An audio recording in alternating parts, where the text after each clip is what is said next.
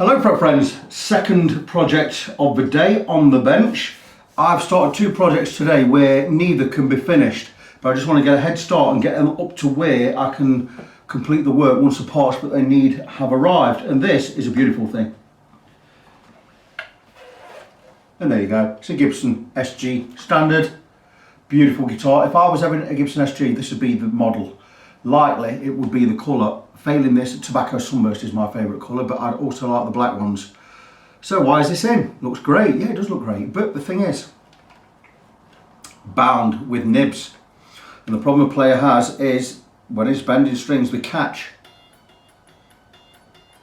There. So we think this is somewhere down the line already had a refret. There's refret inside the binding with the nibs intact. Or it was just badly fretted. And what we're going to do is we're going to remove these nibs. We are going to fret it properly. I'm using the same size fret wire. It's about 2.5 mil. I've gone with Syntom's Elite, which is 25% nickel silver, which is the hardest nickel silver on the planet. Nickel silver fret wire on the planet. I've used it for about the last 9 or 10 fret jobs. It's great stuff. We've agreed on that. I've already ordered it. We're going to have to replace the nut. Now, the problem with a nut on a Gibson like this is it is embedded in. It's surrounded by the headstock veneer and by the nut, and normally we have to saw these in half down the middle or get in there with a Dremel tool and saw it straight down the middle and crush it in on itself. Again, that is not an easy thing to accomplish, and it can be a little bit messy, so we're going to see which is the best way of doing that. It might be we could leave the nut on and it could still be high enough for the new frets. I don't want to do that because what I do want to do is I want to re-radius the whole fingerboard with the nibs off. We're going to cut the nibs off and we're going to re-radius the whole fingerboard. And to do that properly, I need the nut out. So I'm going to remove the nut and we'll do it that way. I'm replacing it with a Hosco bone nut. I've ordered that also. So what I really need to do today is I need to investigate an electrical issue we may have. I was playing it on my neck pickup earlier, and the neck pickup seemed to drop about 10% in volume and in tone clarity. So I don't know what that is. Could be a loose wire, could be a straggly wire, could just need a bit of switch cleaner in there. So I'm going to investigate that, get some switch cleaner in there, try it again. Biggest problem on this for me is going to be getting that nut out without causing any damage. Now we already know that there has been a little bit of, I don't know what it is, right here under the nut. It looks like there's a piece of veneer under there. Well, there's not. It looks like there's been a little bit of damage because this side is fine. It's just nut neck. This is nut something neck. So we already know about that. So has this not been replaced before? I have no idea. Pretty standard fit on an SG. Nice chrome hardware. The client was a little bit worried that the bridge was on upside down. It isn't. I can tell that by the size of the grooves in the saddle, so it is the right way around, even though the adjusting screws are on this side. They do it anyway, whichever side they feel like that day, I think. So we're going to leave that as is. We can't turn it around because the grooves are already cut in there for the strings. So what we really need to do is, I'm going to overhang the frets. So we are going to cut up to just inside the binding. Going to overhang the frets and we're going to bevel down the edge. Like I said, I'm going to re-radius the board, make sure it's a 12-inch radius all along the length. I'll repair any chips. A little bit more expensive on this because it's got binding. We've got to work inside the binding, so it is a £25 extra on top of the refret. So you're looking at £175 for a refret, £25 extra. Plus you need a new nut, which is about £10. Fret wires at £13 or £14, so you're looking at £225 all done. I don't charge extra for fitting the nut. I'm also going to investigate the electrics, check those, and the setup is also free. So £225 all done. Couple to 3 days in this, though I can work, that's not just completely in 2.5, 3 days, just this one guitar. I'll be doing other work in between. So that is pretty good. Very busy this week. I've just started taking work in again 5 days ago. I've already had 10 guitars in. 2 are out the door. 1 is half done, and this will be half done today. Well, this will be a quarter done today. I've got 2 coming in mail order, and I've got people waiting. So the quicker I crack on with this, the quicker I'm going to get stuff done, and the quicker I can get more in. So stay tuned. See you soon. Okay, so this guitar has not been fretted before because I've just pulled 2 out. And there is no previous damage or any repairs to the fingerboard inside. So this was done like this at the factory. just the way it is. So regarding removing the frets and cutting off the nibs, really straightforward, pretty simple. To get a good grip on the fret, I'm going to do half a fret, and I'm also going to take a little bit of a nib away.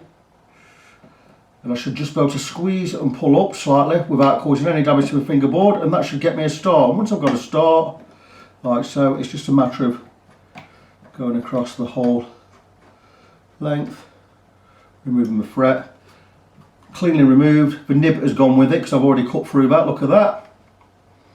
Could do the same this side if I really wanted to. Even better, just take a Stanley blade and just snip it off like so.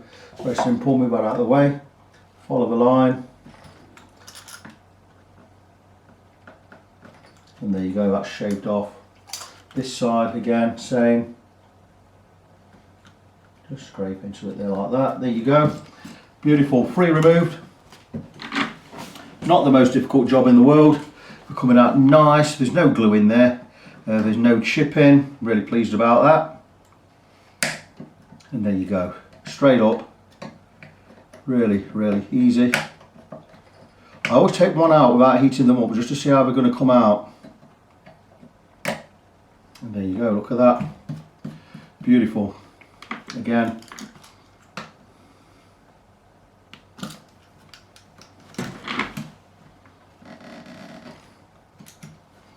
and there you go. When it comes to installing the new frets, we just need to get into the slots. Got a Hosco slot saw, a push side and a pull side, and it's just a matter of getting in there and just clearing out, stopping short of the fret. We don't want to cut through, stopping short of the binding. We don't want to cut through the binding, we want to leave it all intact. So I don't know which is the pull and which is the push. That feels like a push one to me because it's not pulling. But we just need to make sure we've got rid of all the crap in there. If there is glue in there, wrong side again. And there you go, clean it out. And that is beautiful. So I'm going to crack on, get the rest of them out. Once it's done, we're going to look at removing the nut. I'm going to go online, just check see if there's any good tricks to removing these. I've removed a Fender nut, not a Fender, a Gibson nut this morning on a Les Paul. How I did that was I ground into the nut, cut it in half and collapsed it in on itself. A little bit messy, it can be. But it is a good way to remove them without causing any damage. So I will go and do a little bit of reading up. I'll probably get my Dan Early Wine book out, have a look in there, see what that recommends, and we'll crack on to that. And once that's done, we'll move on to the next part. So the frets were a little bit challenging in parts, but we've got them out. There are a few chips, one big one, two pretty small ones. That's really about it. Down this end, I don't know why you always seem to get them down this end. Anyway, so we're going to repair those, no problem. All of the nibs are off. Some need dressing just a little bit. We are going to re-sand the whole fingerboard anyway and re-radius it, so that is not a problem. It's all going to look nice. I'll be filling in these shortly, and we'll be getting this set up on the jig over there, on the neck jig. We'll have it all strapped down. We'll get it perfectly, this neck perfectly straight. And we're going to go over with a 12-inch radius block with some 240 grit sandpaper on there, smooth everything down. Anywhere where there's chips, you are not going to see them, I guarantee it. So all in all, not too bad. The nibs are gone, they will not be going back. So if you change your mind, unlucky, can't be done now, they are off. I've sunken the pickups into the guitar body more or less, so we can cover those with tape for when we come and sand the neck. I'm going to get all prepped for that in the next hour or so. Likely thing is I'm probably going to do this a bit later in the evening because I've got to nip out and sort a car out. The nut, I removed the nut. Just want to explain that the reason there was that line and that crack is it was lacquered over the nut at the bottom on both sides. So there is a little bit of chip away there. Always, and I say always happens, but it's always a risk of doing that. So we're going to repair that. Now I'm not repairing it with paint because I'm not a paint man. We'll be dropping some nail varnish in there to fill that hole in due time. It will be invisible, you will not see the damage. It's only a tiny bit anyway. Always a risk with doing these, getting these nuts out, because they are buried into that little rectangle there. They should look at a better way of doing this, really, Gibson, but it's the way it is. We have to work around it, and work around it we will. So, check back later.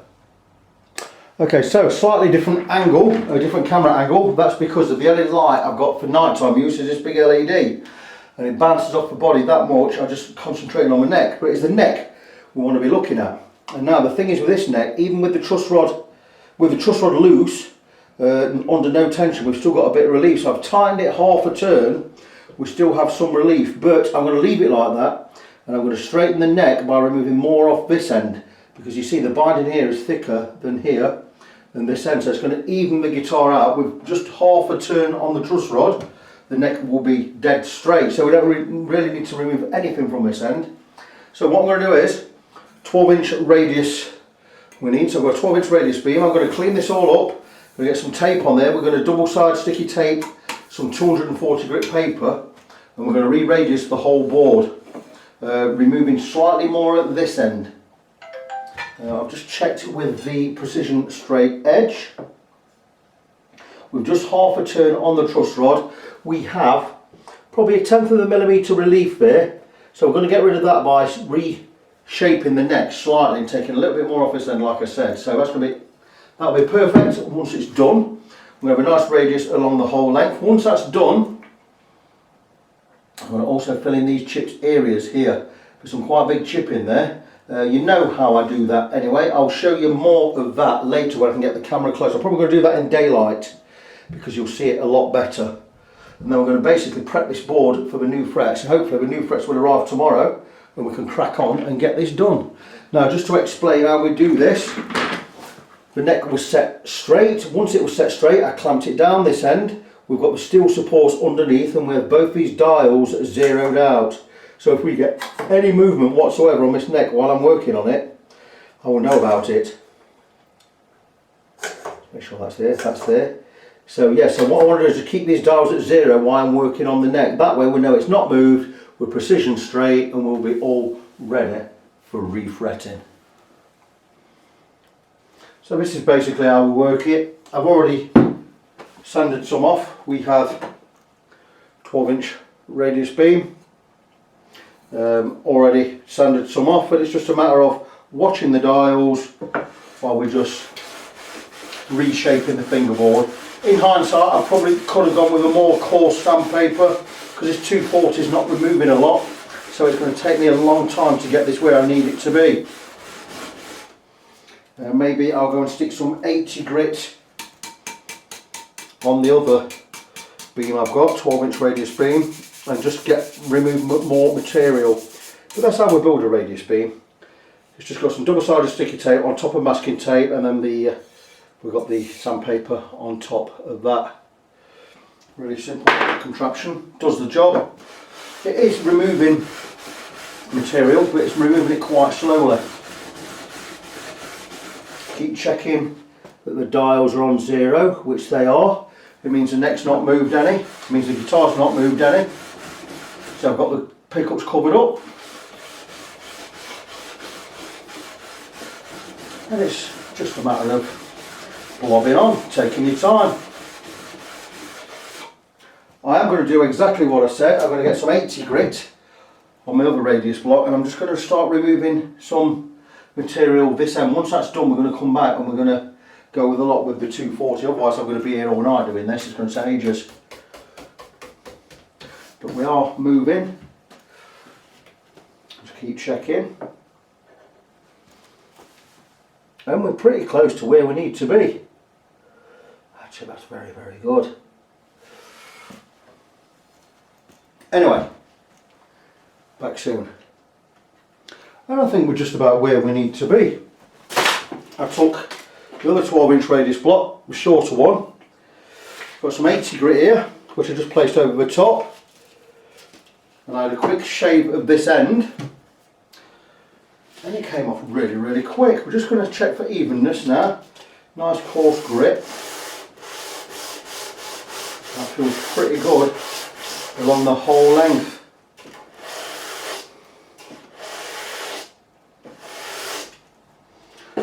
see where we are.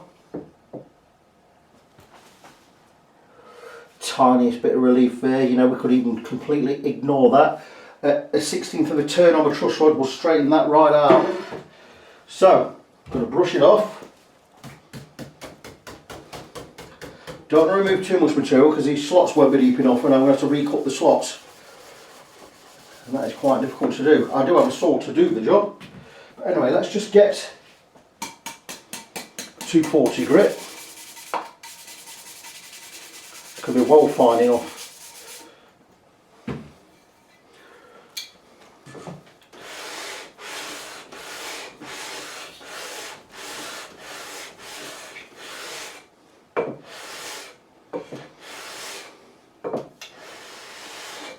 That feels good.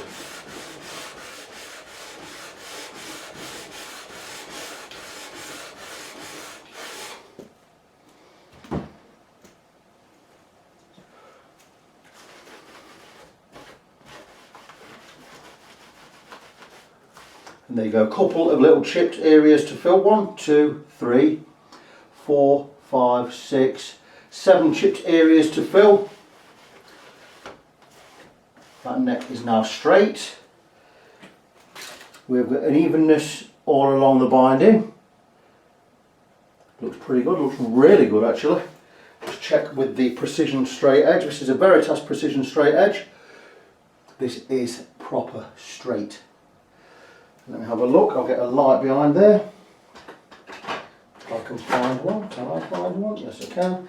If there's a little bit of relief under there, I'm not bothered. Oh come on, there's a tiny bit, it's not even worth bothering about. That is what I'm taking as my straight level. That is beautiful, I'm really pleased with that.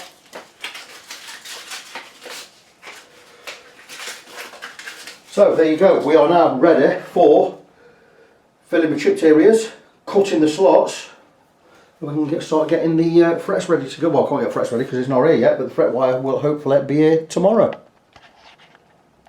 Welcome back, fret friends. Overnight I've had the neck clamped up. I put a damp cloth over the fingerboard just to let some moisture get into the fret slots, so I can now clear the fret slots out of any wood dust that's got in there or any old glue, ready for the new frets. And it's become apparent that we have quite a few chipped areas which are going to take me a while, or take me at least an hour to repair, so there's going to be a little bit of an extra charge on there. It's always possibly the case when clearing out fret slots for new frets, especially when you've got a bound neck. But what we're going to do this morning is we're going to prepare the fret slots for the new frets, so we're going to have to make sure that all the slots are deep enough. And to do that I have a little Stumac depth gauge here and it's got lines on it, and once we get down to the depth of these lines, which you're probably not going to see at the moment because the light is shining in the wrong place, but what I'm going to do is I'm going to stick that in my slot. I'm going to grab a light and there we can see that these slots are deep enough now. We're going to need to get to the first line. We've got plenty of depth there on all of these slots. See, is that good for you guys? And I've gone right up to about, so far, around about fret, I'm up to 12.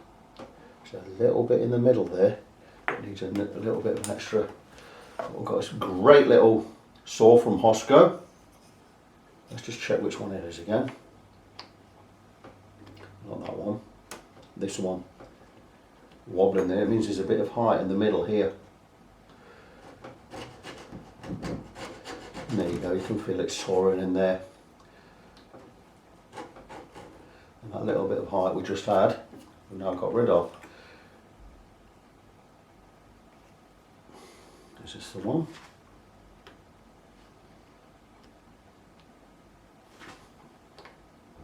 Well, I say we've got rid of it. There you go. There you go, and that is now fine. Check again. We need to get into the edges.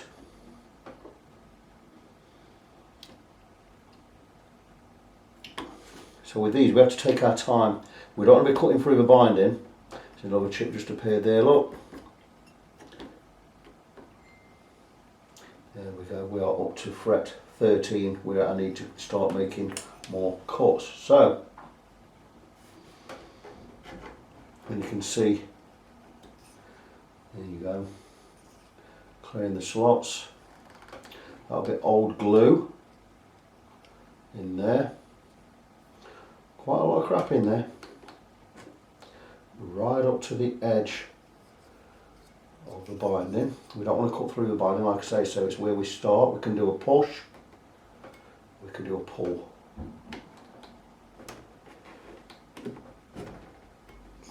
Can be quite difficult sometimes. Don't worry about the guitar moving now, the neck has already been levelled. We've already done the radius. You see all the rubbish coming out, look. And there you go, we're hitting wood. Once we're hitting wood, we know we're where we need to be.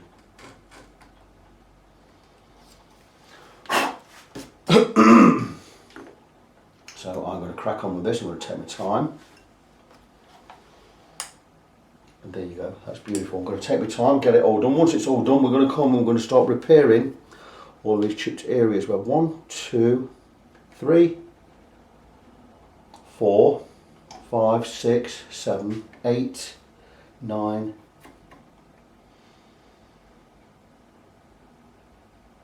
Oh, we've got about 9 up to about there. We've got some real big chips here.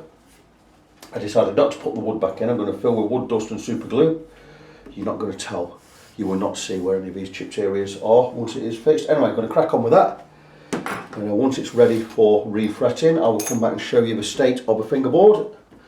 And hopefully if the frets arrive today, we'll get them cut and we'll start getting them in. Fixing chipped areas on a fingerboard. I've already fixed a really big one here. It's the biggest chunk I've probably ever taken out of a fingerboard. That's more or less fixed. Needs a couple filling in there, but I'm going to show you this one here. And let me just point it out to you, because this one is quite a big one and it's quite deep. And I could have put the old bit back in, but I thought, just for argument's sake, I'm going to show you how we actually repair that if we didn't have the chip to put back in or the piece to put back in. So what we're going to do is we're going to take a piece of 1/2 millimeter wide silicone sheet, like so. I've got it cut to various lengths, some's radius, some isn't, blah blah blah. And what we do is the area we're going to fill, we're going to block off. And we do this because glue does not stick to silicone. It means we can drop some glue in, when we drop the super glue in here, it's not going to go in the crack or into the slot. What I need to do is, it's difficult to do because I'm trying to do it away from the camera. But what I'm trying to do is get this silicone in this slot, just so we don't spill glue in there. And it will go in, it will fit. I'm going to get in the way because there's no way I can do it. Okay, just make sure that is all the way down. The plier on there and we'll push it in. No, it's not all the way down, so let's start again. Keep going till we get it right. Because I don't want this slot filling up with glue, because then I've got to get the glue out later. And that ain't easy. That big piece ain't going to work. Let's go with a smaller piece.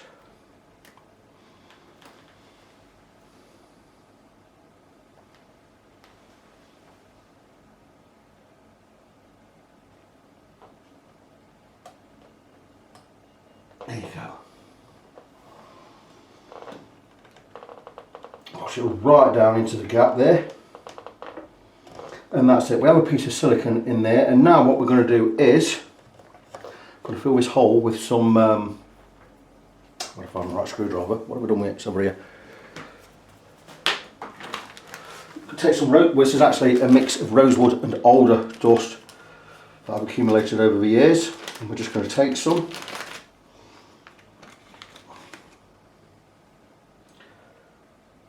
And we're basically going to place it near the hole. Probably a bit more than I need, but that's okay. We need a little bit over anyway. So what we're going to do is we're just going to tamp that down, move the excess out of the way.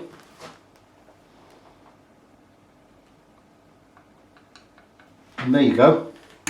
That's the area we're going to repair. We're going to drop in some super thin super glue or CA glue.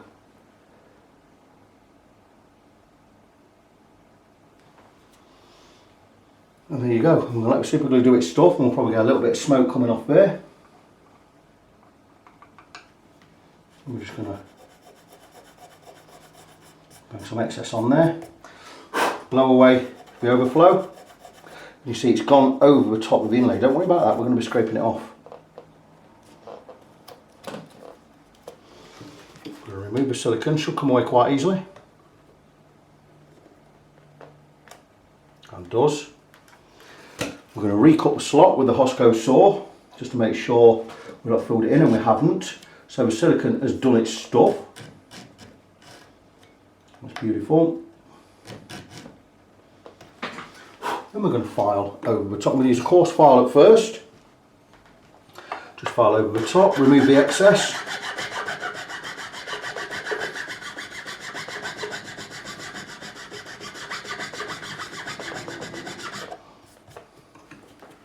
There you go, there's it all filled. We're going to take away even more of the excess with a Stanley blade. Just going to scrape over so it's gone.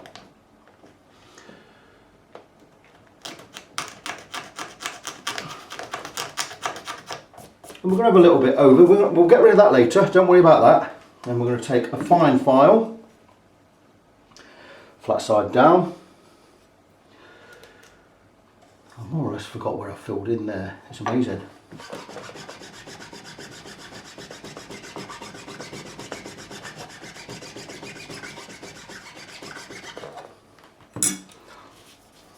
Take some sandpaper.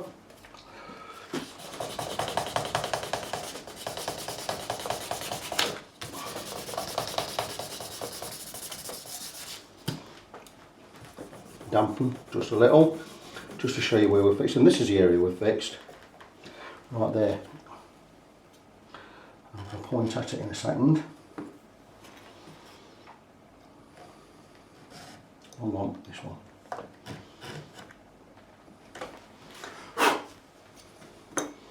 And there you go, that is the area we've fixed. Now when it comes to re-radiusing the whole board, which we'll do later, we're going to come back and smooth all of this off. But there you go, that is the area we have just fixed. We've got a little bit more scraping to do, just to get rid of that stain on top of the inlay there and this side, but that is that area fixed. You're not going to tell, once the fret's in there, you're not going to know that that has been fixed. And that is how we fix a chip in a fingerboard. The neck is just about ready for the new frets. I've just gone across and lightly sanded any scratches that may have been in there. Now, don't worry about the neck looking a little bit uneven at the moment, or discoloured in certain places. I mean, there's going to be some discoloration where the super glue has gone. I'm just going to brush that off. But once the guitar, once we've got the neck refretted and we've oiled the fingerboard, you're not going to see any of that. It's totally normal for super glue to discolour. Super glue anywhere on a guitar always darkens what's beneath it. So if you ever fill a slot or anything, it's always going to come out a little bit darker. But it's still a fantastic repair. So there we have the fingerboard, re-radiused, flattened and ready for new frets. So just checking with the Veritas Precision straight edge that we've got it all as flat as I want it to be. Nothing wrong with that. We will also check again just before we put the frets in. It is normal to have to just give an 1/8 of a turn on a truss rod to get a neck perfectly level anyway, but anything within a tolerance of like 1/10 of a millimetre is not going to be a problem. Beautiful there. Get right up here. Just check this end because that's where it can sometimes dip where you're inconsistent with the file. That is fantastic. I'm really happy with that. So we're just going to brush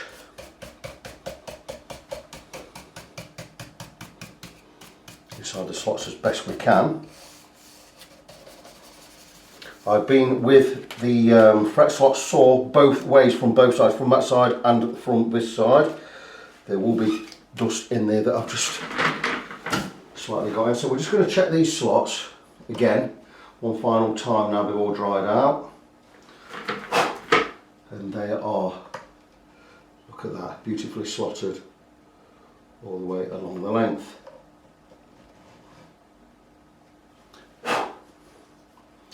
It wouldn't hurt to leave that dust in there, to be honest with you. We're going to drop some glue in there anyway, but I like to get as much out as I possibly can.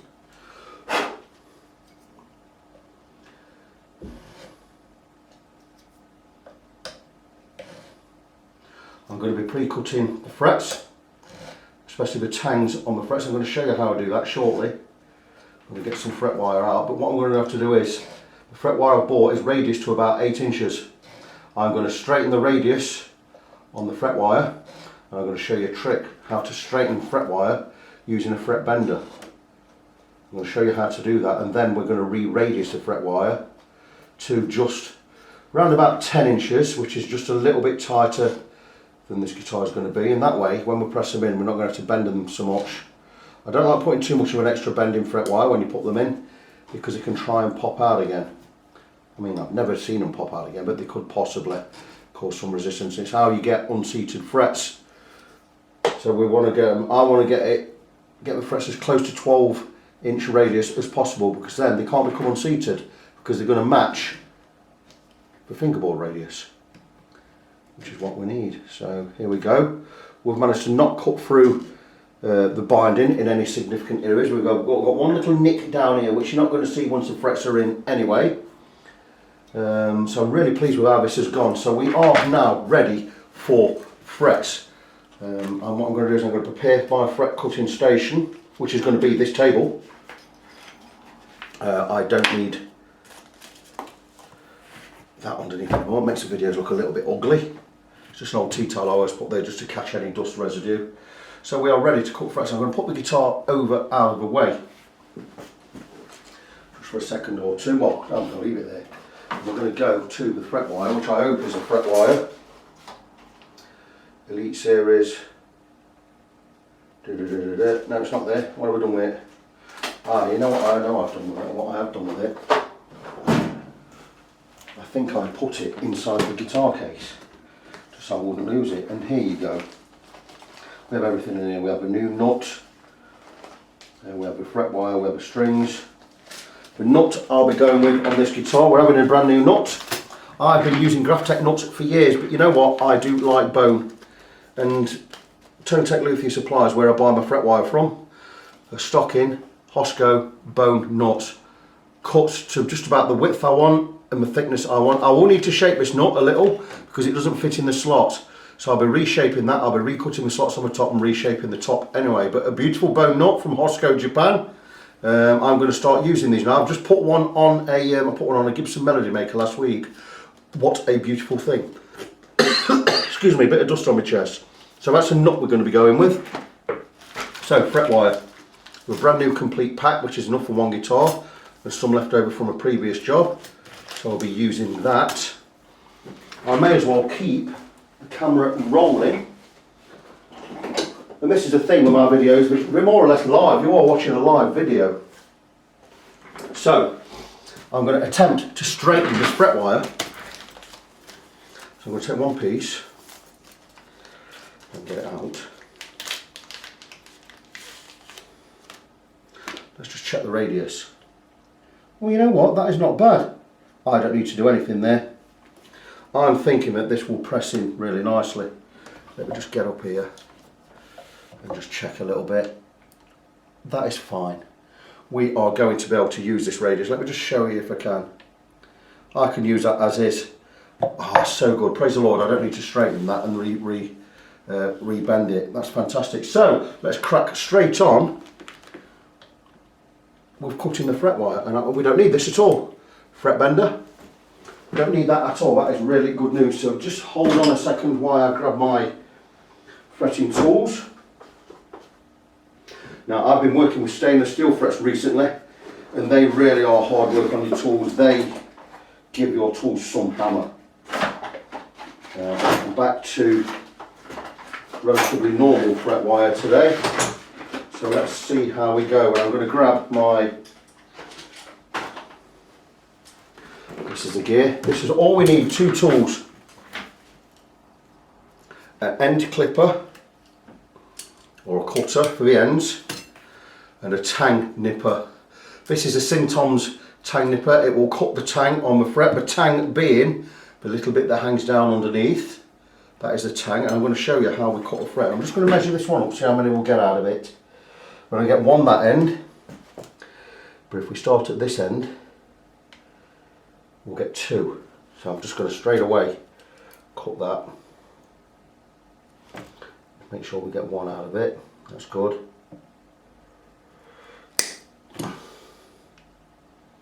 One, two, see where we're at? One of these will be wider than the other. Okay, that one can go there, that one can go there. So let me show you what we're going to do. We're going to start with the first two frets, and you see I have them wide enough here. And what I'm going to need to do is, I'm going to need to remove this tang. I'm going to show you exactly how I do that. Make sure I've got my tool the correct way. It's a matter of inserting the fret wire in there, lining it up, cutting, and you see there, I'll remove that tang at the end, and that tang is going to sit inside that slot, and the rest of it is going to overhang. So I'm going to cut it the other side. I know it's a little bit quick, and I'm probably going a little bit quick for some of you, but there you go. I've cut the tang, can you see there? It doesn't sit inside yet, but we have an overhang each side. I'm going to cut a little bit more of a tang this side. Checking where I am. I still have a lot of excess there, which is brilliant.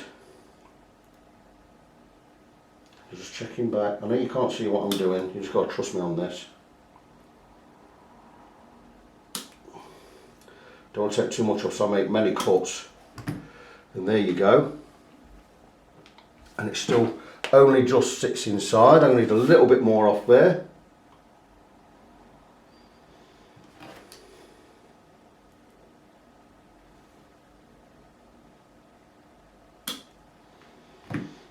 And now, if you can see, I've cut that side and I've left the tang hanging in the centre there. You can see that, yeah? And if we go there and place that in the slot, like so, we have an overhang each side.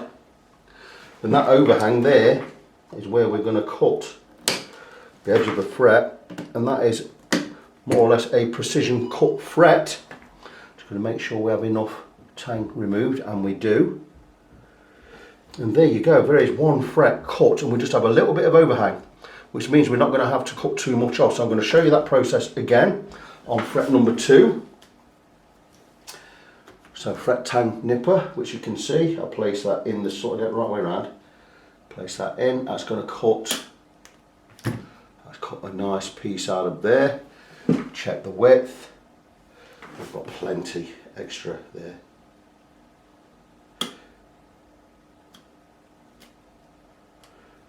I might have cut too much off in one go there, but it will still take it off, that's good. So let's have a look there. Again, we've got a little bit too much on there. So you get to see how this works now. Just checking which side I need to remove material from.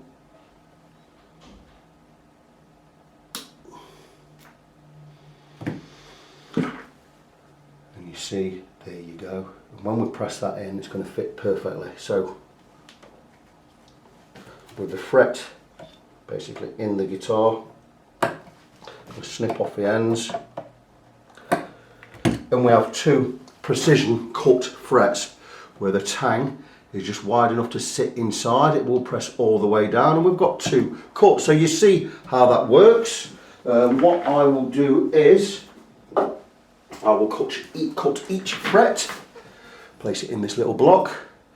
Fret number 1, fret number 2, and each one will go in here till we've filled the whole fingerboard. Once that's done, we know where each fret goes, where it fits, and we can go and get all of these frets pressed in. I will be going with glue. I will show you that a little bit later.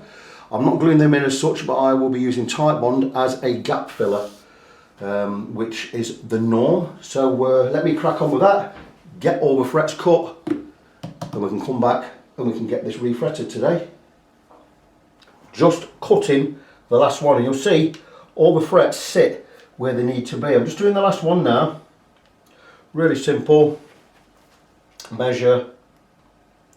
Just snip a bit of tang off each end, not too much, just to make sure that we've got enough.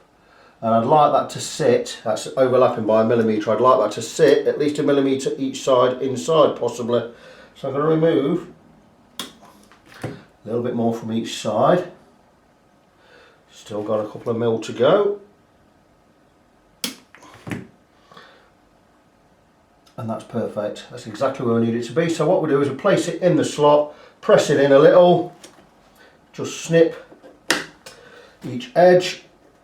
And that means when we come to filing these, we've got such a small amount to remove. It'd be really, really easy to file these right up to the edge of the neck. So now what I'm going to do is we're going to place all of these in the block. You don't really need to see me do that, do you? It's really quite simple. And we are now ready to refret this guitar. We know that each fret is cut for each slot.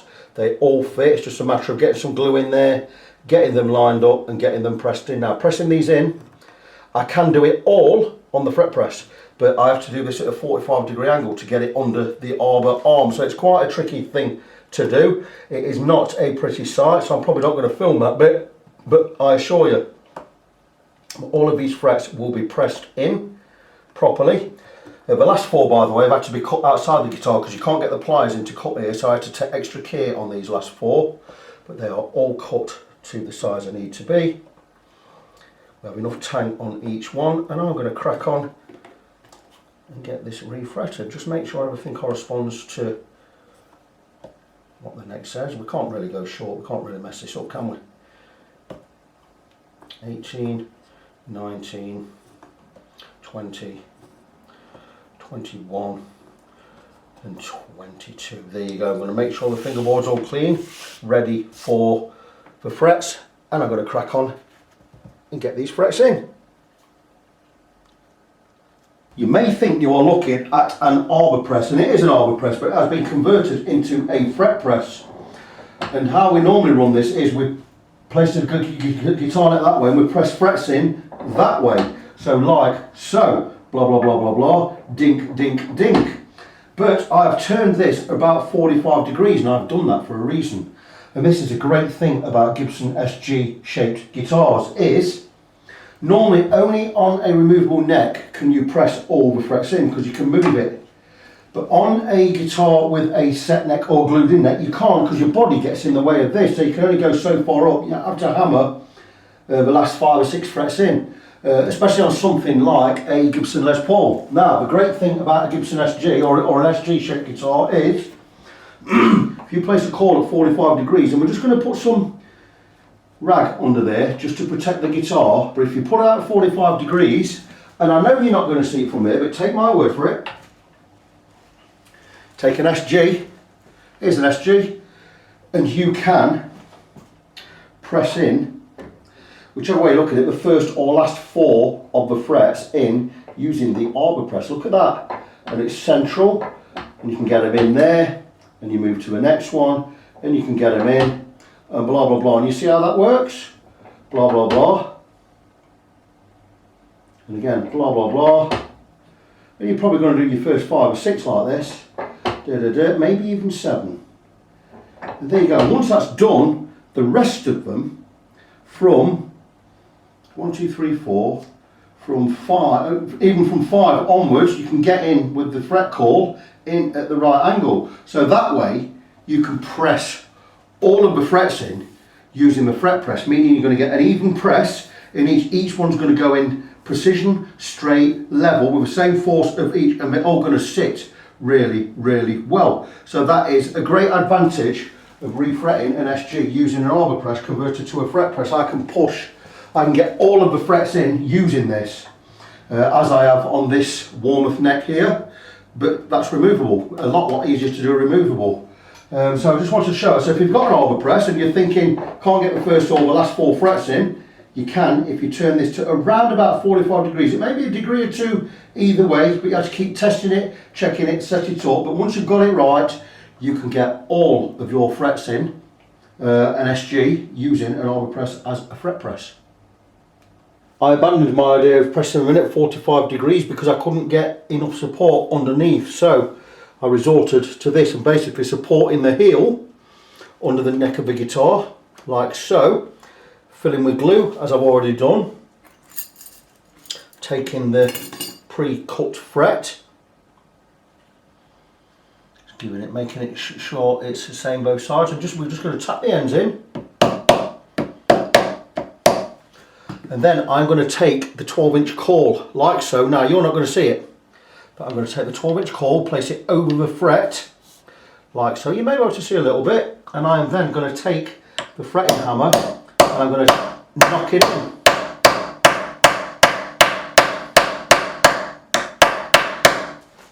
And there you go. I'm going to check that it is correctly seated, and I'm then going to check the radius to see that it is the correct radius like so. And I'm going to basically check it from this side because it's easy for me to see with the light. And there you go. And I am happy that that fret is seated correctly, as are all the other 4 I have put in. Correctly seated, 12-inch radius, and that's beautiful. And I'm just going to check with the fret rocker. You may get a little bit of height discrepancy in some of them, but we may also not. And they are level. Well, that one's got a little bit of height there, but when all said and done, they are in pretty well.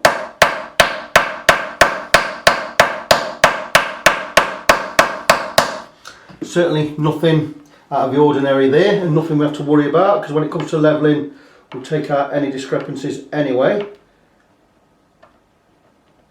But they are all pretty well seated. So I will continue doing this until I'm able to then go and get everything under the fret press, and we'll press the rest in the way we normally do. So the clamps are about to come off. Let's see where we are with these frets. First clamp off, you'll notice that everything is padded, secured, so we can't damage the guitar. And what we're going to do is we're going to turn that the right way. What we're going to do is we're going to remove the clamps. This is a second part of clamping. I already did one end of the guitar yesterday and one, the middle frets, overnight. Oh, that's some discoloration there. I wonder if that's off the, don't know what it's off. Anyway, we'll sort that out. So, see where we are. There we go. We have all the frets in. We have all the frets are coming to at least the very edge of the guitar, which is fantastic, which is what I wanted. Bit of discoloration there, we're not bothered about that. Then we're going to just scoot over the frets. I pressed completely the wrong button, so there may be a little skip in the video there. But let's just have a look where we are. Bit of extra light on that one, don't worry about that, we'll get it all right. It's normal for newly installed frets to rock. If there's something that's not sat right, I'll have a look at it again and we'll replace it. But these aren't looking too bad. Quite a pleasing refret.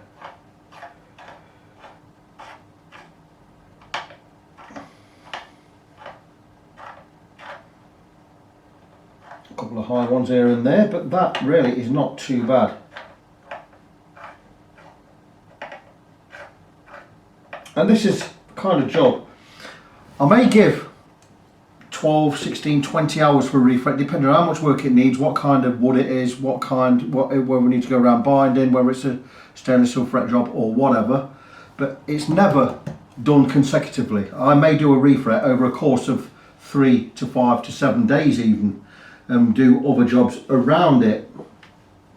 Now this one, just checking that the frets are seated right, and they all seem to be seated just fine. If any popping up or popping out, we'll replace them.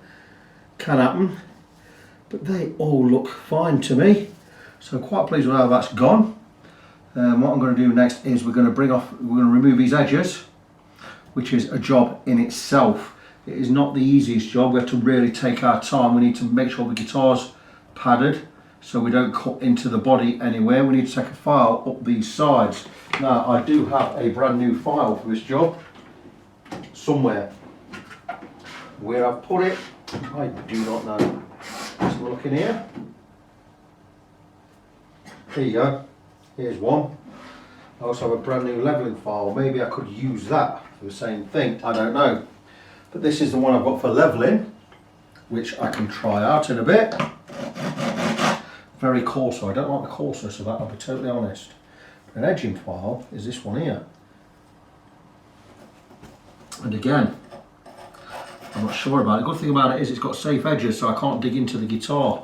So all I need to really do is start doing the edges like so. Not going to cause any damage to the guitar because it's got a safe edge, which is really, really brilliant. A little bit awkward to use, but once I've got this clamped in somewhere,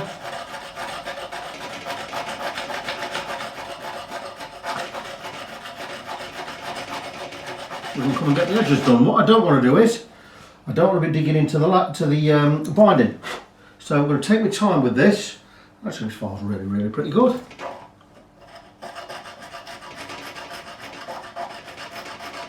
I think I am going to get the guitar all clamped up somewhere in a vise, and we'll take these edges off with this file. Really quite good. It's going to be, of course, it's going to be easier down here where I'm nothing in the way. But I don't like the guitar being where it can slip one way or the other. I'm going to need it clamped somewhere. So I'm going to get it clamped down. I'm going to crack on it and get this done. You've already seen how I'm going to be doing it with this file. I could steady with one hand and edge with the other.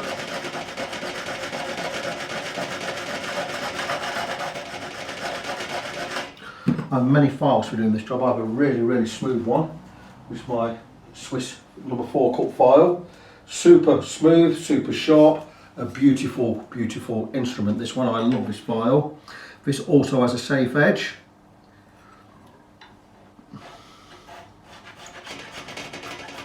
And I like this because it just cuts. And you can hear it, you can feel it.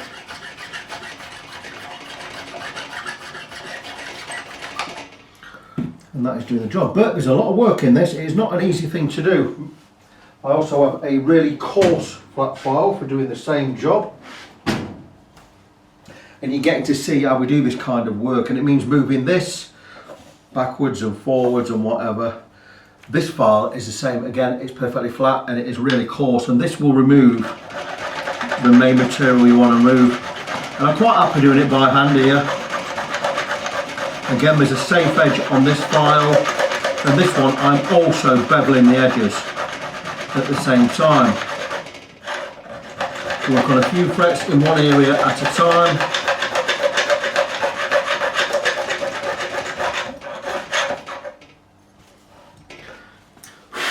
And again, we don't want to be going into the binding. We'll get close to the binding, but we don't want to be going into it. Safe edges on this one again, which is great news. But, as mentioned, this is a lot of work. It's not something you can do in 5 minutes.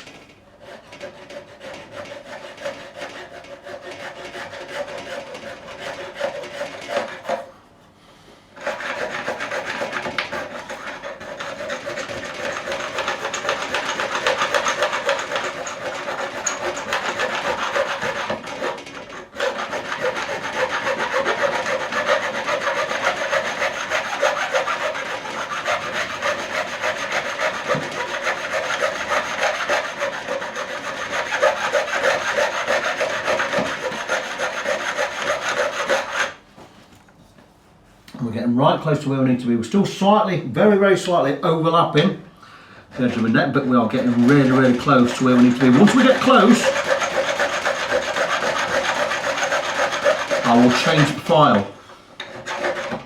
I'll change the method slightly.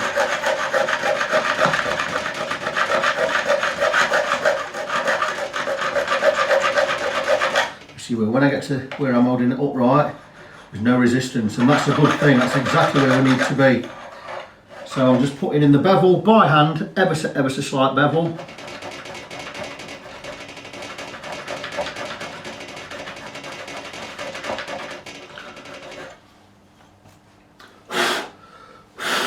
And we are getting there.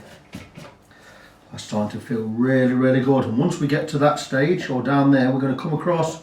We're going to move back and we're going to move down to this end. So I'm going to carry on with this. I'm going to get it all done. We're going to get it all nice and smooth. Once I've finished with that file, I will move on to this smooth one, my number 4 cut Swiss one. And this is a beautiful, beautiful file. Let me just show you.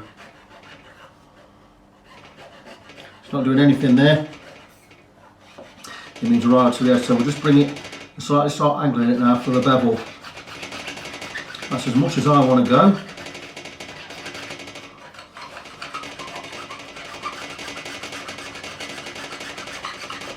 Safe edge down to the bottom so we don't dig into the guitar. And you see exactly where we are going with this. And that's as much as I'm going to do on camera right now. I'm going to take my time. I'm going to get this all done. It's beautiful there. It's not coming over the edge anyway. And we have a full width of fret. It's not even beveled to the binding. We're beveling about 1/3 of a millimetre there, if that. So that's fantastic. It's going to give us a full width fret. It means we can use the whole width of the neck to play with or to play on. So I'm going to get all these done. I'm going to take my time. I'm going to keep it neat. I'm going to keep it precise. I'm going to keep it clean. And we're not going to scratch into the binding. With the guitar in the vise, we are just basically, not so much rolling over, we're just smoothing off these edges right next to the binding. Using some 400 grit on a sanding block, and I've already done it. It's just a matter of being very, very careful and just coming down the edge and just smooth. Just get rid of these little bits that may be just protruding over the sides, and that is really nice and smooth all the way down. Now just a little bit more to do here. Make sure we've got the end of the guitar all taped up so we don't dig into the body. And it's just, we don't want to be cutting into the binding. We may go slightly into the binding. We're not worried about a tiny, tiny little bit in there. What we're doing is we're looking to smooth off these, just these edges of the frets, and that is beautiful. And what I will do then is I will take a little bit of oil on a rag, on a piece of cloth or a rag, just a little spray, just to remove any sandpaper residue and to clean up. And that, my friends, is really, really smooth. That's beautiful. Really, really like that. So what I need to do now is, we need to turn, I've already done the other side. And what we're going to do now is we're going to get the fingerboard taped up, and we're going to start sanding or filing these edges of these bevels. We're going to round these bevels over because they're still a bit sharp on the top, and we're going to slightly go over. I'll show you more of that once I've got the guitar set up and set in this neck jig properly. Then we're going to get to leveling the frets. Once they level, we'll come again and we'll round off all these beveled edges. Then we can look at getting, once they're levelled, we'll get them beveled, we'll get them recrowned, or we'll get them crowned, and then we'll get them all polished. And we'll leave these frets super smooth at the edges. We've got about 2.5mm more fret now than we had before because we're coming right up to the edge. And we're going to crack on. How's that? Moving on to levelling the frets. I've marked all the frets that need levelling. We've got the neck dead straight, and we have it supported on the neck jig. This is a copy of a Stumac neck jig. I bought this a few years ago. I don't use it that often, but it's always good for set or glued in necks. Whereas a removable neck you can just do on a different bench, just bolted some MDF, but this you have to put it on a jig. So let me explain what we've got here. We have a purpose-made jig set up, the guitar strapped in, padded so we don't mark the paint. We have this part here, we have 4 steel rods supporting the neck dead straight, and we have 2 gauges here which we zero out, and I'm going to show you. If you check, these are exactly at 0. If we get any movement on this neck, these will move and let me know, and they are very, very delicate. I just had to touch just like that, you know, and it's already moved.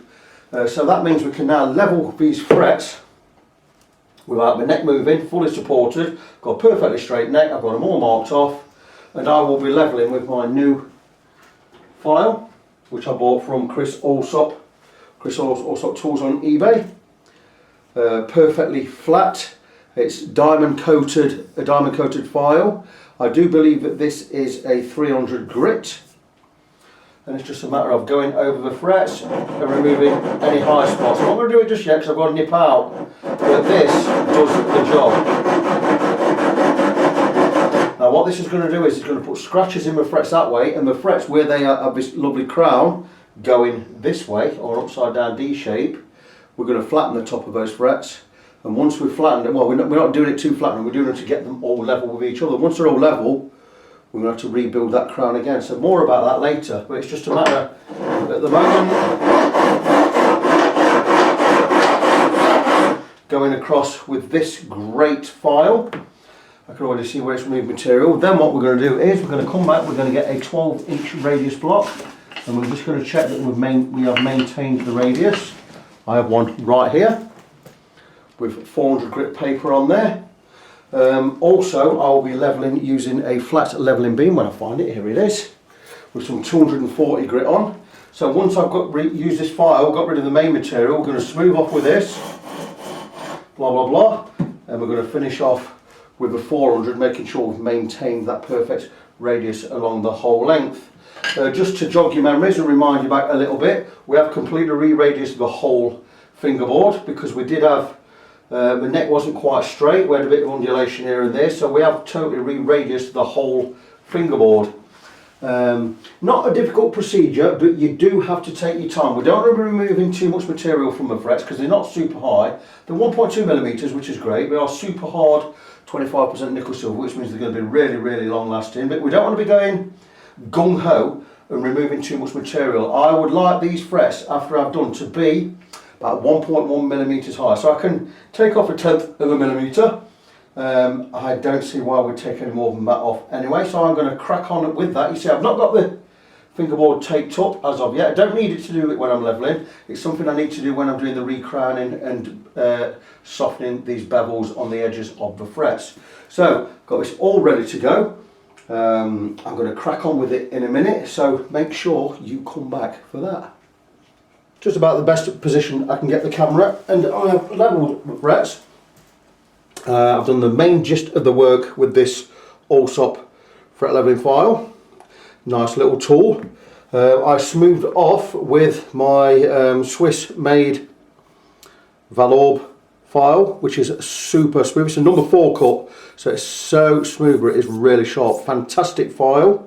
And it's just a matter of flat side down and just check in. And once you get a smooth action like this with no resistance, you know your frets are level. And this is gliding across like it's on a surface of oil.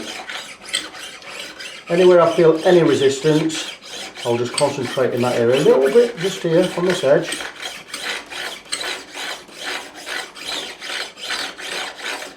But that is beautiful. Really, really happy with that. So what we need to do now is get rid of all this filing so you can see where we are.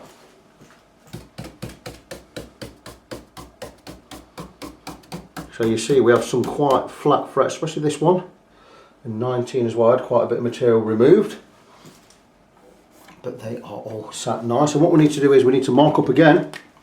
I'm not even going to use the levelling beam on this, I don't need to. I'm just going to use the radius block itself.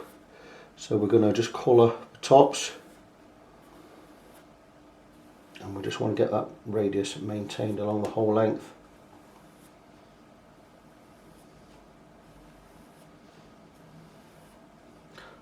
And if the radius has been maintained, it should just take a few strokes and this pen will all disappear from all areas. May not look like there's much marker going on there, but I can see it because I'm above it.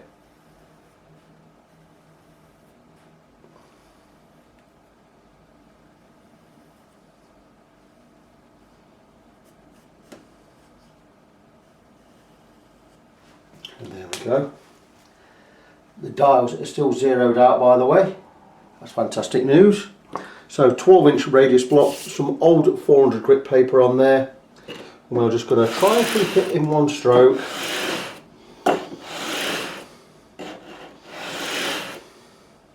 And that is all of the pen removed.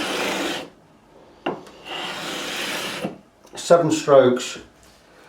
The tops of all the frets are now silver, so we have maintained that radius. I'm just going to give it a couple more strokes just for my own personal satisfaction. But that is going across, gliding across so smoothly. We've maintained the radius. I'll give an extra couple this way just to create a little bit of fall away down this end. And that is the frets levelled. We're now ready for crowning.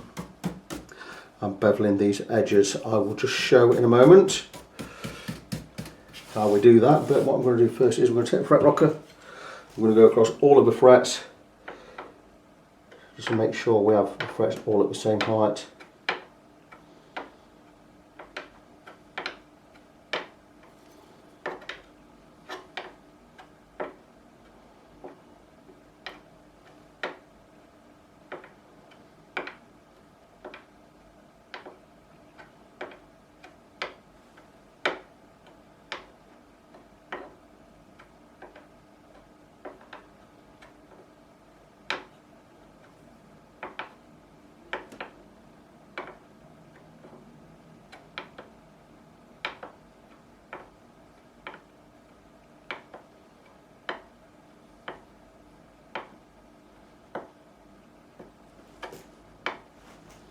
So far, so good.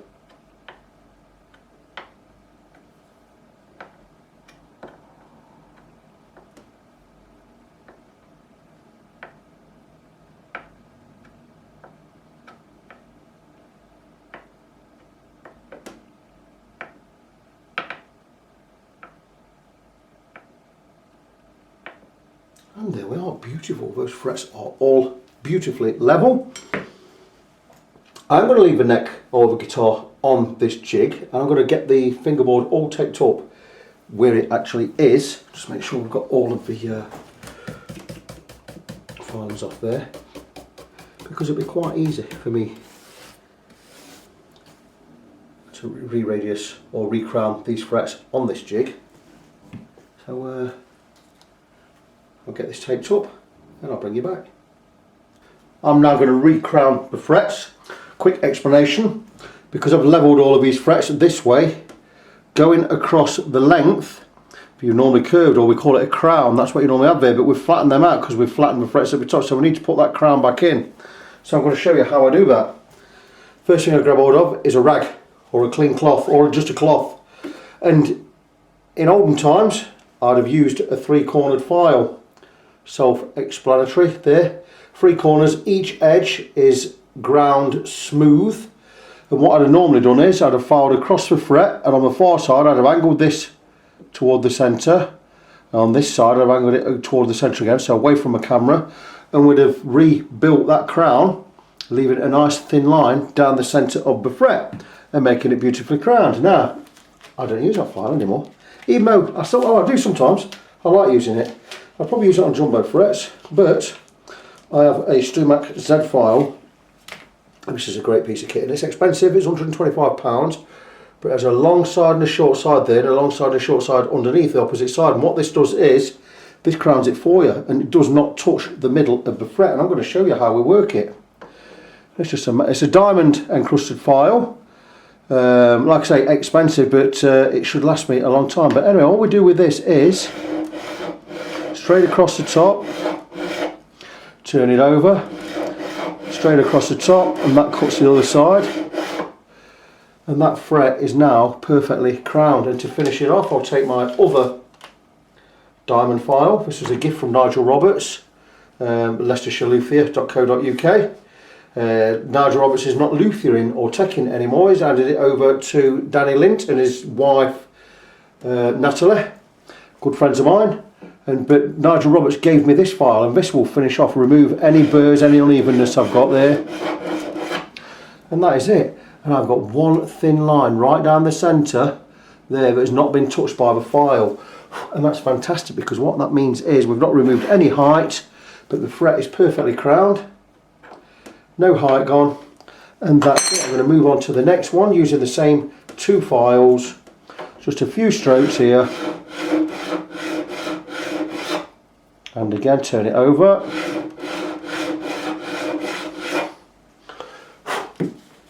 Back to the diamond file, or the profiling file, again, over the top.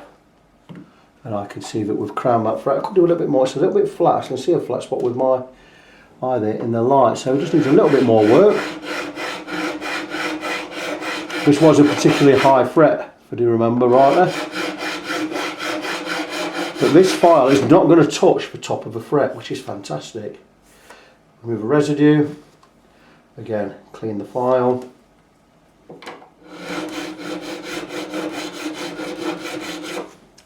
And that is beautiful. Check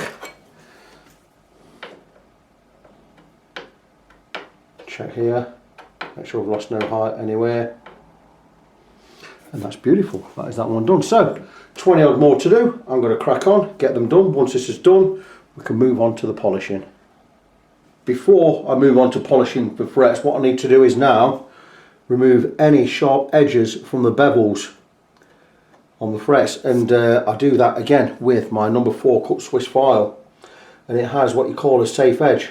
There's no teeth on there, it's just flat. And what I'm going to do is I'm just going to check the bevel. I'm just going to roll over, and that's it. 3 strokes, and it's just going to soften these edges where the bevels are. And I'll show you that again. Roll in, and roll over. Just 3 strokes, and that just takes that sharpness off those bevels. We're also going to get some sandpaper on these when we come to polishing the frets, and we're just going to round over all of these edges anyway. But it really is that simple. A little bit more on that one, didn't quite get into that one. But it's just rolling over, and there you go. It really is that simple. So I've done those 5. I'm going to move right up the neck, and I'm going to come the other side. I'm going to do this side. Once that's done, we can move on to the polishing stage. With the levelling and the crowning now done, I just want to, before I remove, I'm going to move the actual jig round. I just want to show that this neck has not moved an oomph of anything. We still have both gauges zeroed out. It's some fate to actually keep this without moving it, but if you're steady enough, you can always do it. It's all about getting that strapped in properly, because you don't want any movement. But now everything's levelled and the frets are recrowned, basically where they were flat across that way, we've now recrowned them. Like I say, all I needed to do was just round off these bevels, which I've done on this side, but not the near side. So what I'm going to do now is, I'm going to work the bevels on the near side. And I can't do it this way, so I have to turn the jig around. And to do that, I'm going to have to unclamp it. So I'm going to undo the clamps. I'm going to move the jig round. And I can get to the other side. But once that's done, I'm not going to clamp it back in, I don't need to. And it doesn't matter anyway if this neck now moves. It's still zeroed out, beautiful. We've made a great job of that. What I need to do is I need to just turn this around 180 degrees so I can get at this side of the neck. And the camera's going to be completely in the wrong way now. Go figure. But that is, there you go. And that is it. And now let's just spin round and lift up. And same thing again. I can now work on this side of the bevels with the correct file, with one safe edge. Safe edge there. Same again, just round over. You can't see from where I'm going to try and get out of the way. Just round over, 1, 2, and 1 over the centre, 3. And that just takes those sharp burrs off the edge of the bevel. So I'm going to crack on, get this done. Once that's done, we can undo the straps if we want to. We can move on to the polishing, which is, by the way, polishing is a little bit easier because you don't have to be so intricate. Back soon, guys. I've moved the SG over to my regular setup bench just to polish the frets. And really simple.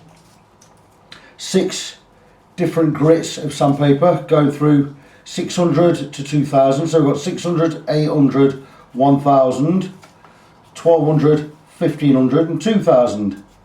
600 grit being the most coarse. With a 600 grit I like to just again roll over the bevels. Just a little, don't have to do a lot.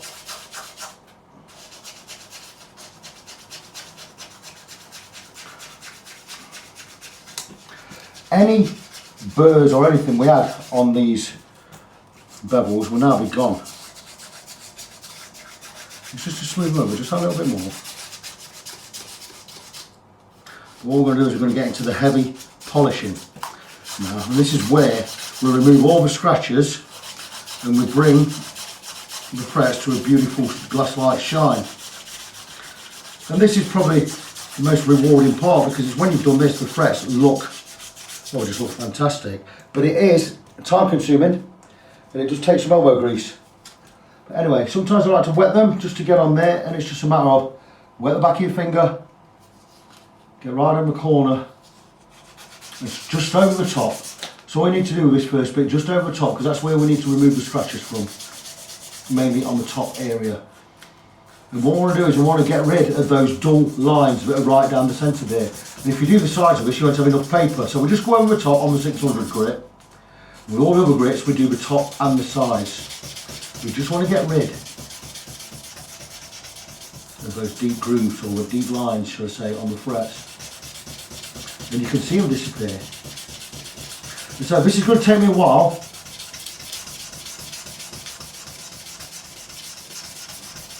So I'm going to crack on and get it done off camera again. And I'll likely come back and show you the result.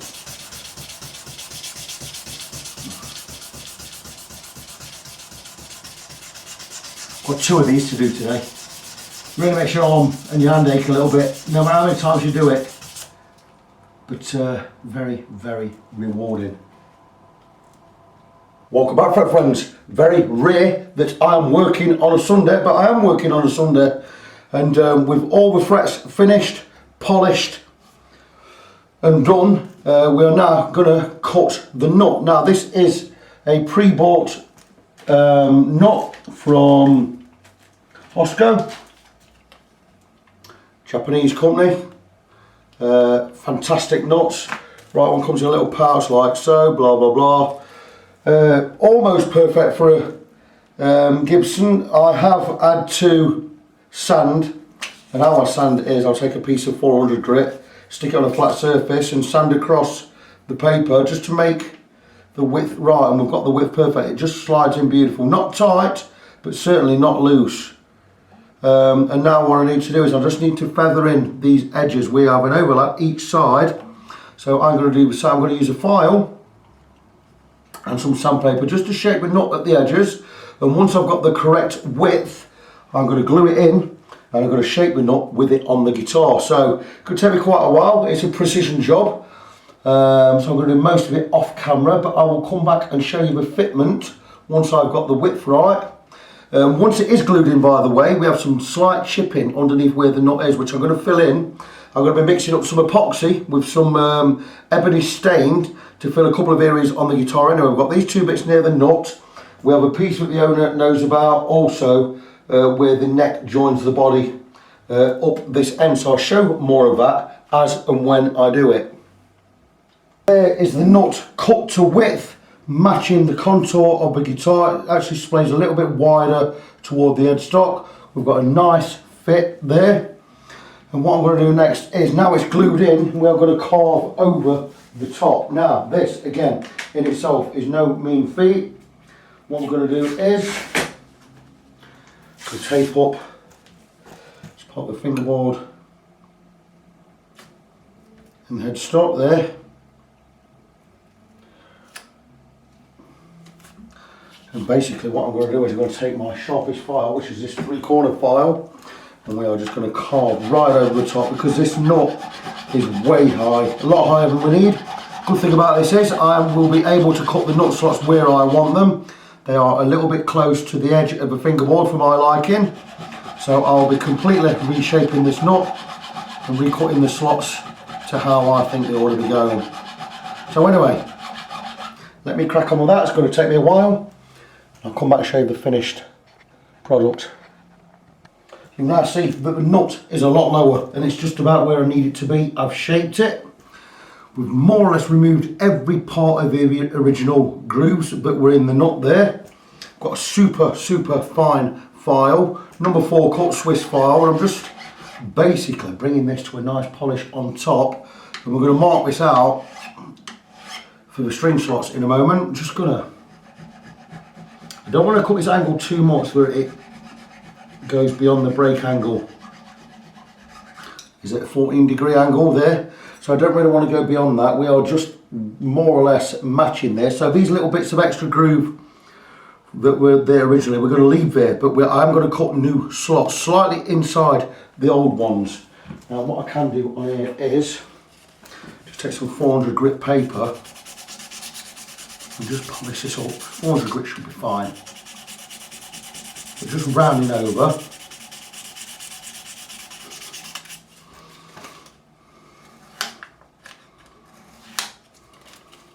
See, we've got tape on there so we don't dig into the guitar. But that is beautiful. We've just about got rid of all those grooves now. You'll see a little bit there. Once it's all finished and polished, you're not going to see any of that. Anyway, so that is it. I've got the nut low enough. We may have to take a little bit more off the top. Saying that, I'm not quite sure. We'll see. Because I've left more on there than I actually need. Again, which is a great thing.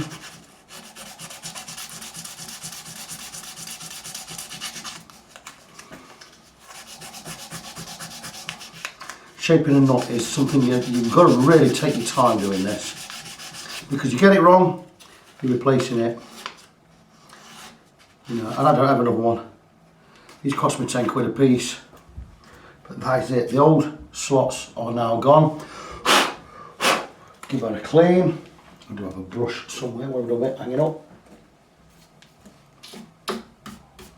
And there we go. We have a completely blank and a brand new nut made of bone, and I'm ready to cut the slots. So what I'm going to do is I'm going to get my nut slot rule, which is a very special tool, because what you do is it starts wide at this end and it gets narrower as you get to this end, and what we're looking for is a width where, there you go, that looks to be pretty much where the two red marks are. Let me get a red pen out, make it a lot easier for you to see. These are all the markers I've got set for a Strat. But what these do is, these gradiate ever so slightly, so the centre of your strings are always in the same place, because you've got different thickness of strings. So there you go, two red marks, and I'll have, in fact we'll probably go narrower than that. Have a look here. Could go with the blue ones. The blue ones are looking pretty good. Start there, finish there. 1, 2, 3, 4, 5, 6. I think I'm going to go with the blue one. So what I'm going to do is going to take that red off. I'll get the blue pen. This looks to be pretty much bang on. There to there. And you see 1, 2, 3, 4, 5, 6, and we're well inside enough there. That's where I'm going to make my marks. So I'm going to cut the nut slots. 1, 2, 3, 4, 5, 6. I need to get a sharp pencil, mark those off, and I'll get them cut. I'll start with the really thin file. We'll just cut a little notch, and then we can carve the slots for the strings. Last update today, guys. Nut cut. I had an accident with this last fret, and cutting the nut, I dig the file into it, and rather than try and repair it, which I wouldn't be able to do, I've actually taken the fret out and replaced it. So it's as much as I'm going to do today. Fret replaced, just need to polish that up. I've got some paper here. It's the last part of the job I'm going to do today. I'm going to get that fret all polished up. Check for level, it's perfectly fine. And I'll finish the rest of the guitar tomorrow, because it's getting on. It's Sunday afternoon. What time are we at? We are at 3:30, so I'm just about done now. So that's it. Back tomorrow, we'll have this tied up. Well, friends, we are right at the business end of this SG Refret, and I'm just going to show you the guitar as it is. I put the scratch plate back on. I've fixed the scratch plate. We had a dent in there. I've done some cosmetic work down in this area, which the owner knew about. A bit of cosmetic work on the scratch plate.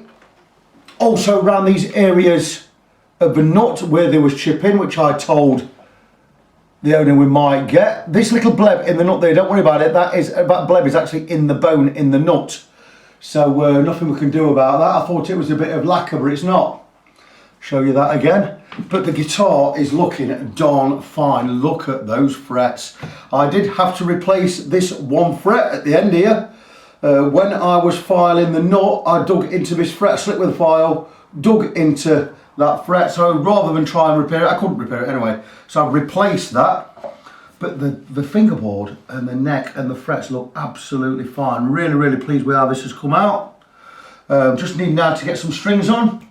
Make sure the nut is cut right, and we'll have this done.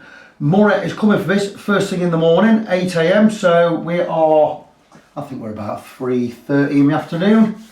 We've got plenty of time to get it done tonight.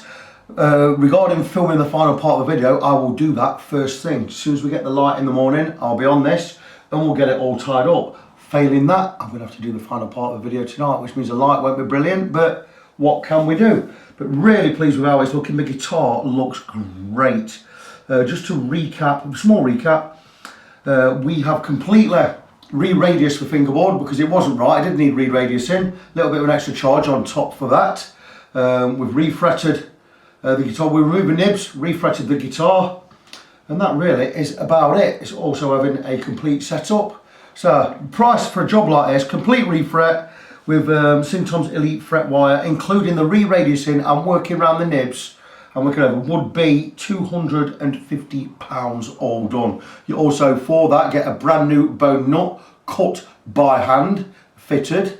So all in all, a very reasonable price, I think. So anyway, I'm going to crack on. I'm going to get it finished. It's touch and go whether I come back later and show you the finished result or I get it done in the morning. But whatever, make sure you come back. Come back, guys. It's 9:30 in the evening and we are all done. And there we go. What a beautiful thing. So Gibson SG Standard. Can't remember what year it was now. If we can see the serial. 2003, isn't it? 2003 model. There you go. And it came in, needed a refret. It had nibs, so we've had the nibs off. We've refretted it, same size fret wire. Put a brand new nut on there. Done a couple of finishing, a bit of finishing on this side here, where there's a big chip down that side there. What a beautiful guitar. I've also put some different springs, better springs in this pickup. And it's a beautiful thing. We had a little scare when I plugged it in. The bridge pickup wasn't working, so I've had the back off. All I've done is just pulled a couple of wires here and there, and it's working fine now. So that is it. What a great project this has been. One thing we did do as well, which we didn't know needed doing, was to re-radius the whole fingerboard to get it all straight, because it wasn't straight with no tension. It now is. We've got a lovely brand new bone nut on there. And the guitar looks fantastic. I've had it plugged in. It plays beautiful. Can't beat these guitars. But that's it. It is done. Murray is coming over for it in the morning. I hope he's going to be happy with it. I'm sure he is. Frets are a lot better now because we've got full width frets going right over the binding. It looks fantastic. But anyway, that one is done. It's 9:30 in the evening. I've put a lot more hours in this than I normally would. I've not charged any extra. It's because I wanted to make this one a special case. And I wanted to get it done for tomorrow. So it's had a full setup as well. It's all done. So I just want to remind you of my website before I go. Facebook.com/NG17. That's Facebook.com/NGONESEVEN. I am Victor. I am your fret friend. Go to my YouTube page. Give me some thumbs up and some likes, because I make money from that. The more click-throughs I get, the more likes I get, the better it is for me. It's free money for me. Doesn't cost you anything. Just go through a few of my videos, give a few clicks and a few thumbs up here and there, and it gets me to the front in the queue. My video is going to be seen by more people if you guys support me. So please do that for me.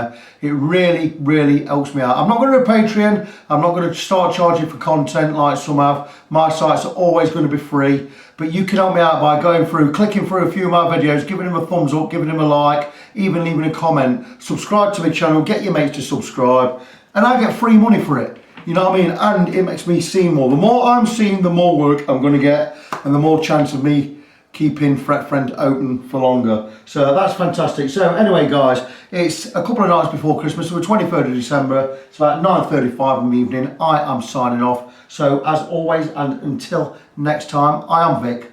I am your Fret Friend. And until the next time, God bless you. Be good to each other. And I'll see you next time.